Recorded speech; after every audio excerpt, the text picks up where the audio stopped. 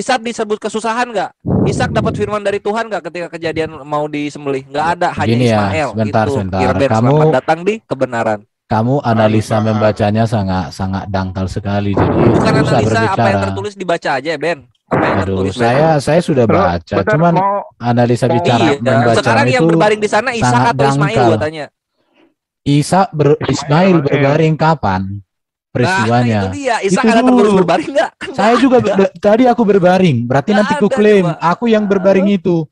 Jadi kamu Mana ya tertulis kan di sana Erben? Kan enggak. Loh, Udah tertulis nggak di jelas-jelas situ Ismail yang Ismail? berbaring. Tertulis nggak di situ Ismail yang Ismail? kesusahan. Kamu itu Ibunya Ismail yang dapat firman jadi Tuhan. gini, Nggak ada Ishak sama dengarin ya. siapa satu lagi tuh? Ismail berbaring sekitar 3 tahun di satu tempat yang berbeda. Apakah berbaring yang 3 tahun di tempat yang Mana berbeda? ada kata 3 tahun di sana orang udah berbaring Jaraknya langsung itu diangkat kok. itu kan berbeda konteks, berbeda peristiwa. Lihat di frasa di akhirnya, lalu kemudian Hagar makanya membuka matanya. Berarti susah. apa? Penglihatan, Erben. Loh, Hagar mendapatkan penglihatan di mana Nabi Ismail alaihissalam akan disembelih. Bukan akan lagi, dia yang sedang disembelih. Kalian ini benar-benar dangkal sekali dalam menganalisa sebuah. Kok dangkal, Masya Allah. Dangkal banget. Lu buktiin aja ada Ishak tertulis Oke. terbaring, ada Ishak tertulis Kita kesusahan. berbeda, Buktiin Bos. aja. Ishak itu jadi bambu ngumpulin kayu. Kan tadi udah Kamu dilihat. modalmu ngerocos. Saya minta kepada kawan-kawan, nanti saya akan coba usulkan kepada Majelis Ulama Indonesia. Salam pagi. Agar mengeluarkan nabi-nabi Bani Israel dari 25 daftar nabi Islam, gitu loh. Karena ya sekarang emang Tauhid 25 Musa, itu nabinya semua Israel. Oh, jangan salah, my bre. Ada 15, Nabi Bos. Aram. Gua Nabi udah Aram hitung. gak cuma Muhammad. Iya. Nabi Gua Aram udah gak cuma hitung. Muhammad. Keluarin Nabinya aja, Israel Bos. itu hanya dari Keluarin aja. Ishak. Jangan diklaim hanya Nabi dari Ishak Islam. sampai ke Masa Isa. Al-Masih Cuma disebut sampai Nabi itu. Islam. Dia memeluk agama Islam aja kagak. Ya, Islam itu berserah diri artinya. Orang-orang yang tidak berserah diri itu seperti apa? Orang-orang yang menyembah manusia. Ini namanya Kenapa? berontak ini namanya. Iya. Manusia lah kalau udah di dunia. Bang Dia Leo. disembah. Menyembah manusia udah berontak, Oh. udah bukan berserah diri. Kan udah naik Bang, balik, tolong Bos. Iya, Bang berserah Leo, diri Bang itu kan Leo. namanya Islam. Ya. Nah, kalau berontak apa? Musyrik namanya, musyrik. Atau enggak dalam Yahudinya Avoda Zara. Al-Masih disembah karena dia bersemayam di atas Bang Leo ada arsy. tamu. Wah, terserah Ada tamu kalian itu, itu ada mah. tamu. Cuma kalau kata Yahudi Monggo, siapa, yang Mas? Silakan, menyebut Mas. nama Tuhan selain Ada yang minta tolong ini, Allah, tolong itu tadi. adalah Tolong, kafir, katanya. layak Ada yang minta tolong. dilenyapkan dari Silakan, bangsa Ibu. kita. Selamat Ya datang. begini Bang Leo. Bang Leo. Ya.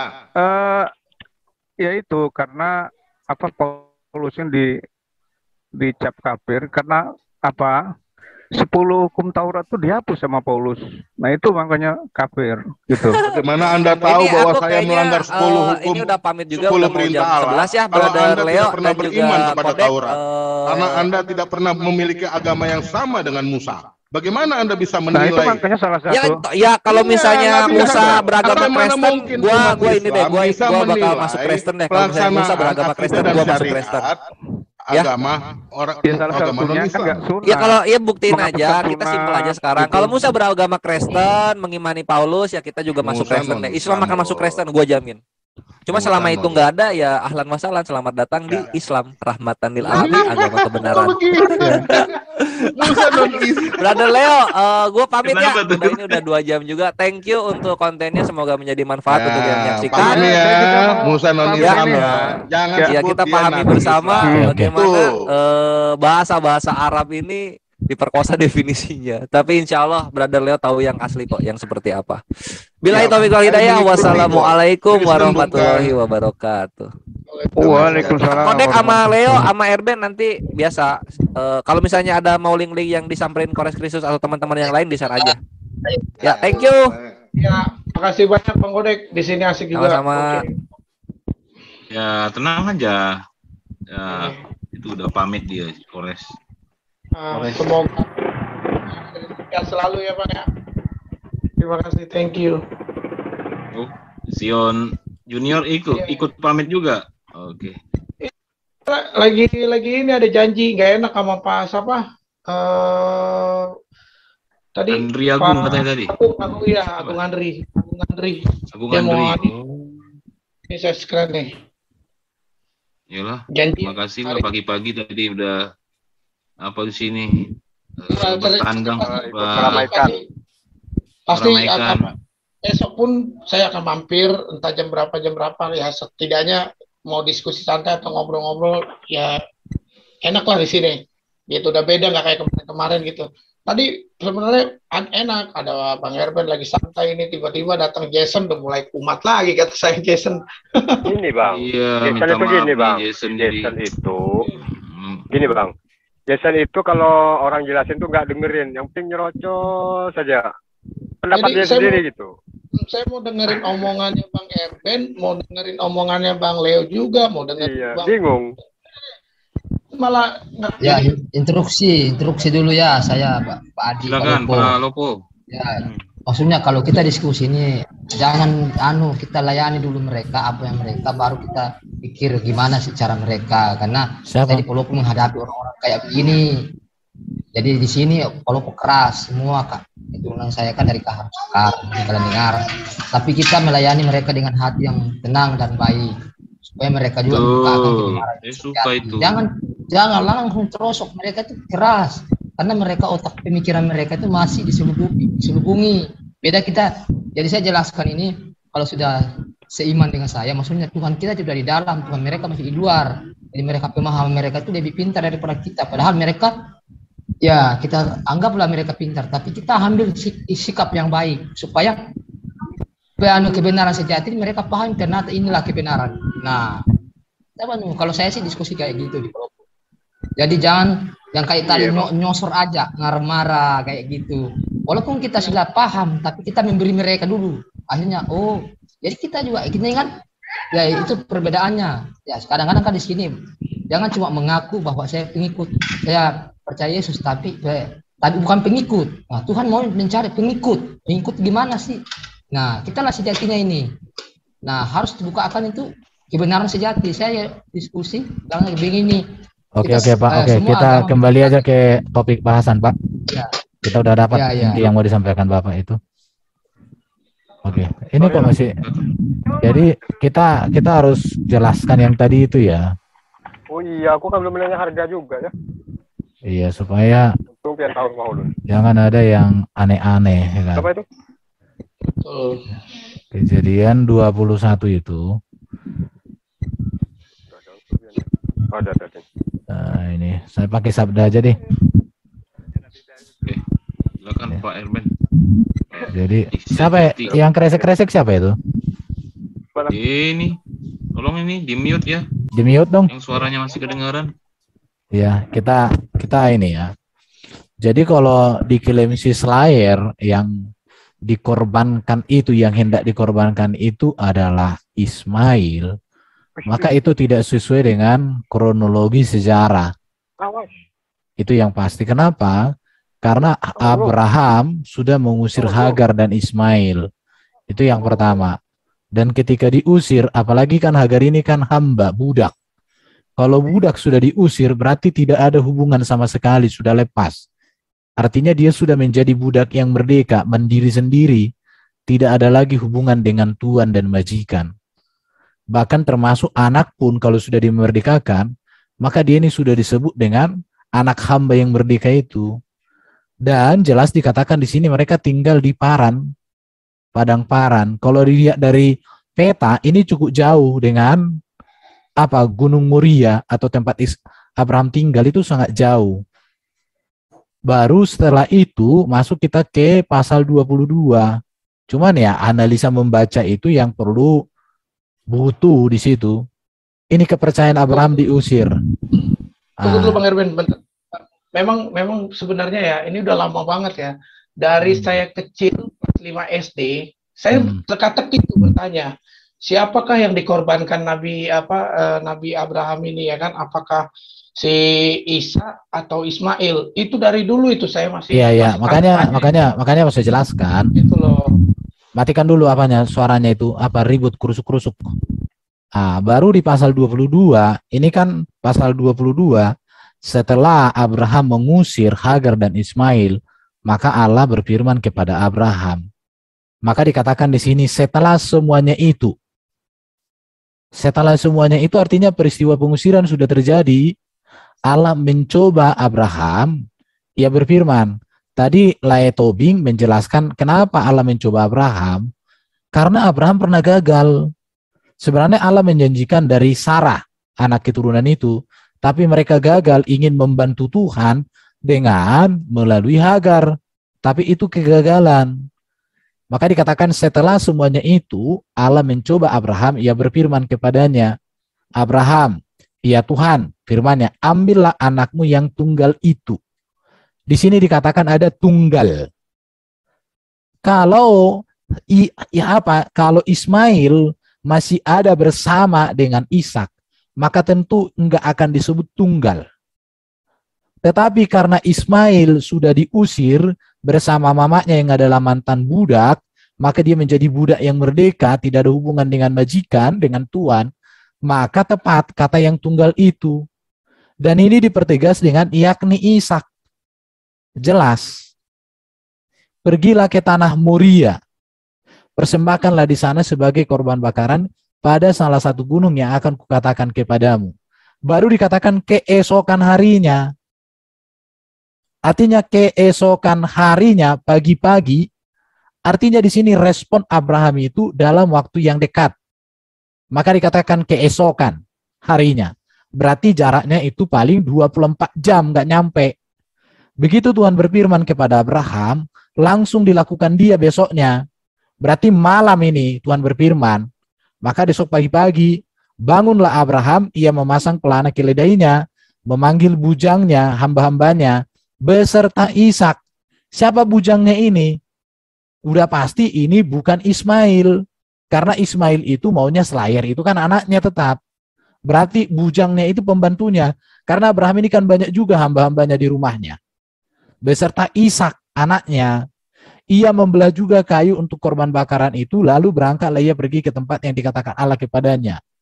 Ketika pada hari ketiga Abraham melayangkan pandangnya, kelihatanlah kepadanya tempat itu. Kata Abraham kepada kedua bujangnya itu, tinggallah kamu di sini dengan keledainya. Tadi kan selayar sempat mengklaim bahwa bujangnya itu ya salah satu di situ Ismail. Justru kalau dia klaim Ismail juga, ini di sini sudah terbantah juga itu. Tinggallah kamu di sini dengan keledai ini. Aku beserta anak ini, dikatakan ya, akan pergi ke sana. Pertanyaannya, anak yang manakah yang dibawa Abraham? Udah pasti kalau diikuti kronologi dari atas itu Ishak. Karena di sini sudah disebut Ishak 2 kali. Gak ada Ismail lagi karena di pasal 21 sudah diusir. Kata Abraham di situ 26. Lalu Abraham mengambil kayu korban bakaran itu dan memikulkannya ke atas bahu Ishak. 3 kali Ishak di sini. Anaknya sedang di tangannya di bawahnya pisau. Baru di sini sahut Abraham ini. Lalu Ishak 4 kali Ishak di sini disebut. Bapak, jadi kalau dikatakan selayar bahwa Ishak di sini itu tambahan, maka bagaimana dengan kata Ishak yang sudah 4 kali ini? Kan gitu, analisa kata itu kan yang harus dijelaskan kan begitu. Kalau nggak bisa dianalisa ya repot. Jadi kita modalnya bukan cuap-cuap, tapi bagaimana kita menganalisa data. Kalau lewat Lae Tobing ini pasti ngerti. Dia sampaikan. Dikatakan, lalu sahut ini, tetapi yang dimanakan korban bakaran itu, sahut Abraham, Allah yang akan menyediakan anak domba untuk korban bakarannya anakku. Demikianlah keduanya. Di sini katakan udah keduanya. Siapa ini? Kalau tadi kan mereka 2 bujang, Abraham dan Ishak. Sekarang berdua, berarti bujang sudah tinggal. Betul, tadi dikatakan ditinggal bujangnya itu. Maka mereka berjalan bersama-sama. Sampailah mereka ke tempat yang dikatakan Allah kepadanya. Lalu Abraham mendirikan mezbah. Di sini baru didirikan mezbah di situ. Tadi di pasal 21 diklaim siapa itu si Ishak. Ketika Ismail berbaring katanya, maka itulah dia di perbaringan itu. Sementara Abraham di sini masih buat mezbah. Jadi nggak connect. Jangan nggak tahu aku terlalu dangkal cara analisa peristiwanya. Bukan terlalu dangkal. Saya melihat rekan kita ini Kores, dia itu mencoba membantah apa yang sudah hakiki. Jadi kalau kita berdiskusi dengan orang-orang seperti ini, kita tunjukkan aja ayatnya. Dia tahu dan dia sedang shocking lah dia, sehingga dia melakukan pembelaan diri. Oke. Ya, itu memang bangsa Indonesia memang sedang dalam kondisi awalnya kan ada overdosis agama. Lalu dari overdosis agama ini dia meyakini melahirkan kesombongan iman, dan kesombongan iman meyakini bahwa agamanya lah yang paling benar. Sehingga setelah saya mempelajari persoalannya, maka saya harus bantah bahwa Musa adalah Islam, supaya ada tertulis bahwa itu hoaks menyatakan Musa sebagai Nabi Islam, dan menyatakan bahwa Islam adalah agama yang diridhoi Allah, karena Musa bukan Islam. Musa mendapatkan mujizat membelah laut, membebaskan bangsa Israel ke tanah yang dijanjikan Allah tanpa memeluk agama Islam. Jadi Islam bukanlah agama yang diridhoi Allah, karena Musa bukan Islam. Logika-logika ini terpaksa harus kita susun sebaik-baiknya agar meninju, menghantam kesombongan iman kaum kadrun. Biarlah mereka nanti akan memahaminya. Kalau mereka, tetapi memahaminya begini, sebenarnya Islam itu yang benar yang mana? Karena NU dan kaum radikal itu menunjukkan sebuah sikap yang berbeda 180 derajat.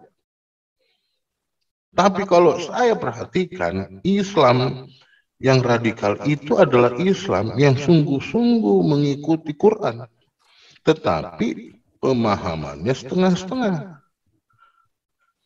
Sedangkan NU adalah Islam yang dia berawal dari Hindu. Nah, jadi kita nggak usah lagi membahas mengenai ayat kita hanya menunjukkan saja bahwa tauhid Musa tidak sama dengan tauhidnya Muhammad. Itulah. Oke. Sebentar, saya selesaikan dulu ya. Sebentar. Sebentar. Nomor kalau mau hubungi saya di grup aja.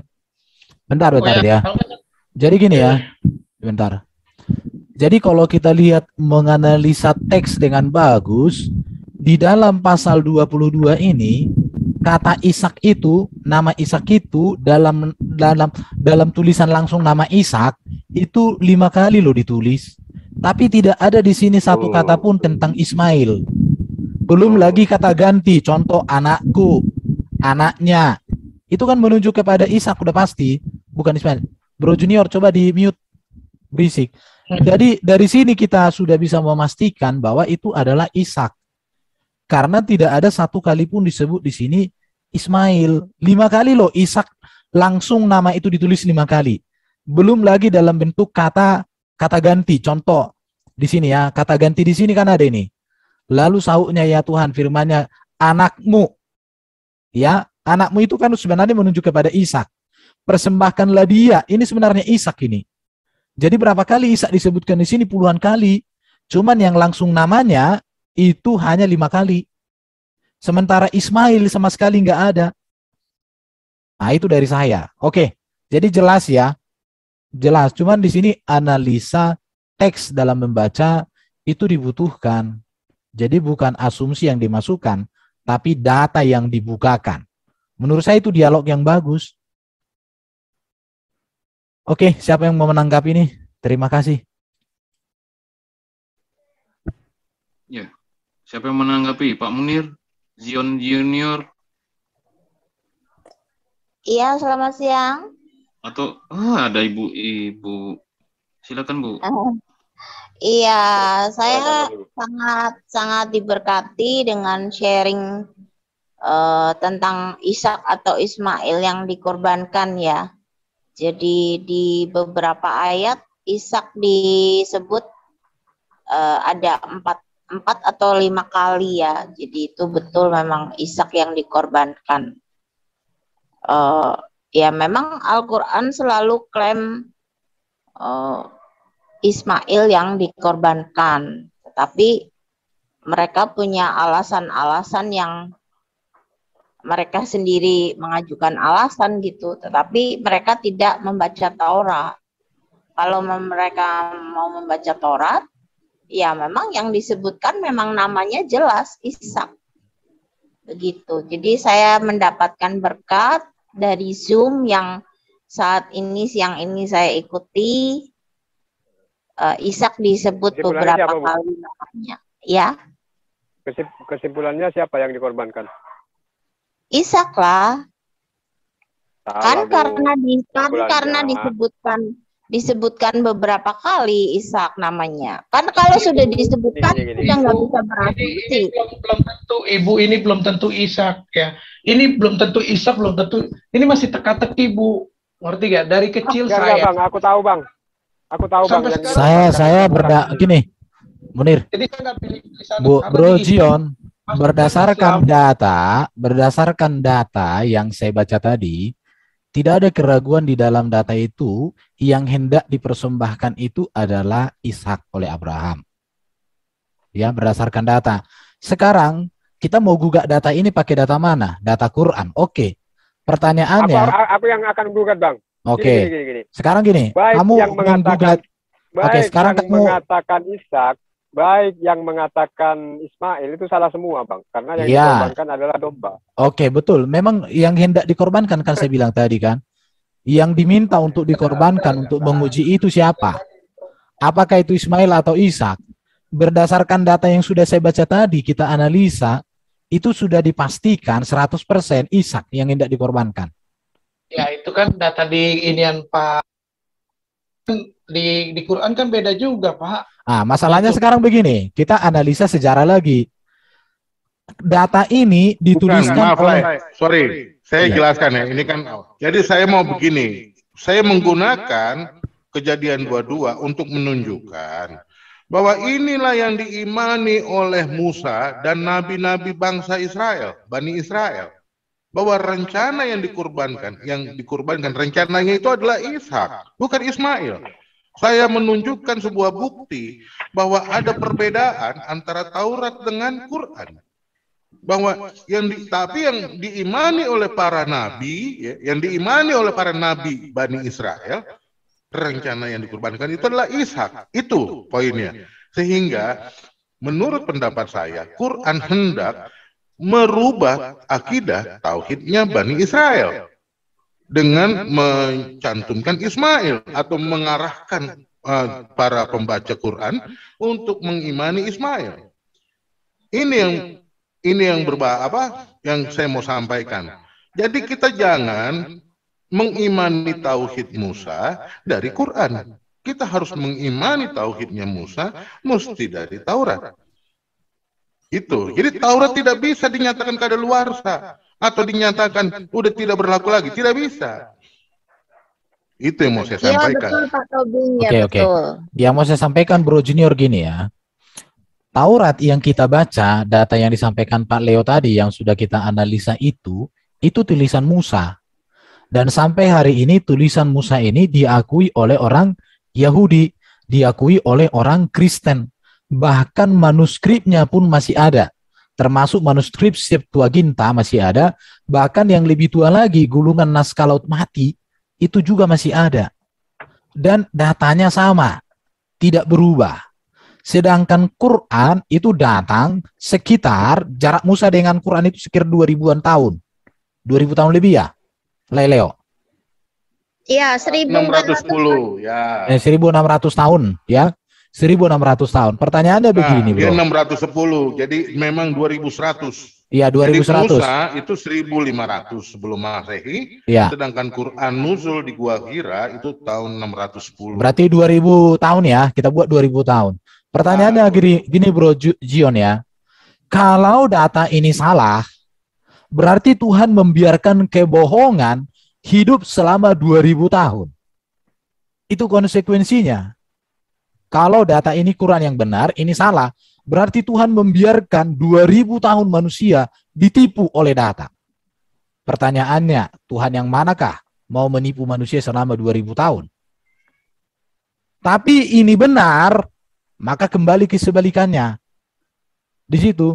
Dan kalau berbicara sejarah, Bro, itu sejarah yang paling valid yang selalu dijadi acuan yang benar adalah sejarah yang lebih dekat dengan peristiwa. Tulisan sejarah yang lebih dekat dengan peristiwa itu dipastikan lebih akurat. Kenapa? Karena Musa nenek moyangnya adalah Abraham. Jarak dia dengan Abraham itu sekitar 400-an tahun. Dia masih lebih dekat dibanding dengan Nabi Muhammad. Nabi Muhammad 2000 tahun lebih. Itu tidak mungkin.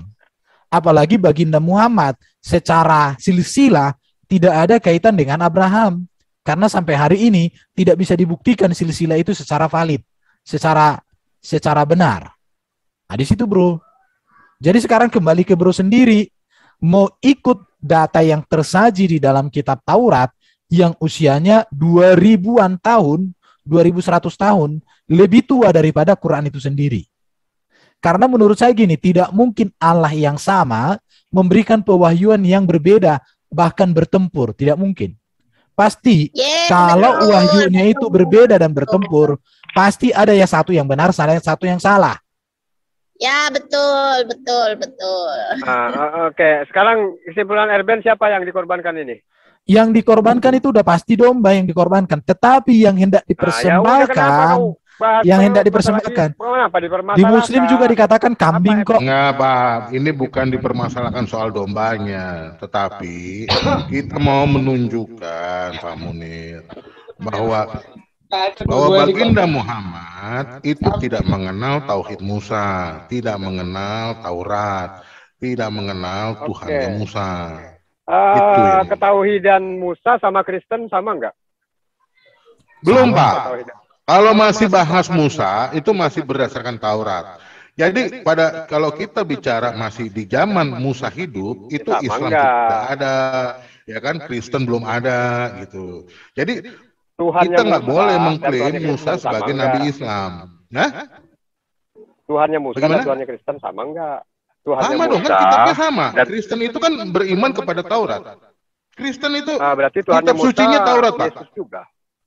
Hah? Berarti Tuhannya Musa, Yesus juga gitu? Enggak, kan ada 3, Pak. Ada 3. Di mana Musa pernah menyembah Tuhan yang 3? Ada di Taurat, Pak. Makanya Bapak harus beriman kepada Taurat. Persoalannya kan Bapak mengimani Tauhid Musa dari Quran. Kan kenyataannya Musa nggak nyembah Yesus. Enggak. Kenyataannya nggak ada yang lihat nyata, Pak. Gitu. Kenyataannya imannya Musa, ya, para Bani Israel itu beriman kepada Taurat, bukan kepada Quran. Oke, aku tanya sekarang, kalau misalkan Tuhannya Anda dan Musa sama, Tuhannya Anda siapa namanya? Bukan, Pak. Bapak jangan ngomong begitu dulu. Bapak harus paham, ya kan, bahwa bukan, kalau Bapak nanya begitu kan Bapak mau membela Quran. Enggak. Aku ingin, kan ini tadi Tuhannya Islam dengan Tuhannya Musa kan sama. Tuhannya Musa disebut Yahweh, Pak, namanya, Pak. Ya, tetapi dalam bahasa Indonesia dia dipanggil Allah, Roh Allah, Firman Allah. Nah, Roh Allah, Firman Allah, ya, Roh Allah, Firman Allah, dan Allah itu disebutnya Yahweh. Ya, kenapa kau Tuhan kan Yesus? Karena dia Firman Allah. Kan Yesus sendiri menyuruh Anda untuk... Enggak, karena Taurat, Pak. Saya menyembah Yesus karena Taurat. Kenapa Yesus menyuruh orang Israel tidak menyuruh menyembah dirinya? Menuhankan dirinya? Menyembah dirinya maksudnya bagaimana? Kalau memang Yesus itu Tuhan. Kenapa Yesus ke bangsa Israel tidak menyuruh bangsa Israel untuk menuhankan Yesus? Apakah harus diperintah menyembah Tuhan? Ya harus. Enggak dong, Pak. Enggak dong, itu kan kesepakatan dari Abraham. Makanya Bapak harus paham dari Taurat. Di Taurat itu ada perjanjian, Pak, antara Abraham dengan Allah. Ada perjanjiannya. Makanya tanda perjanjiannya pun ada. Jadi kalau Islam ini tidak pernah mengimani tauhidnya Musa yang diajarkan Taurat. Makanya pertanyaannya selalu membuat kita jadi bingung menjawabnya. Jadi yang mau saya sederhanakan adalah keliru Pak kalau kita mengimani tauhidnya Musa dari Quran. Oke, Tuhan Musa adalah Allah. Tuhan Bukan. Anda adalah Yesus. Tuhannya Musa adalah Allah, Roh Allah, Firman Allah. Oh, di mana ayatnya itu? Ada Pak di Taurat Pak, di Taurat, bukan di Quran. Baca ayat berapa itu? Coba ayat berapa itu? Coba di share screen. Ya, kau baca aja lah. Bapak bisa lihat di ini, di Kejadian 1. Nah, coba ya. Coba. Bentar we Pak, itu ya. Oh sorry.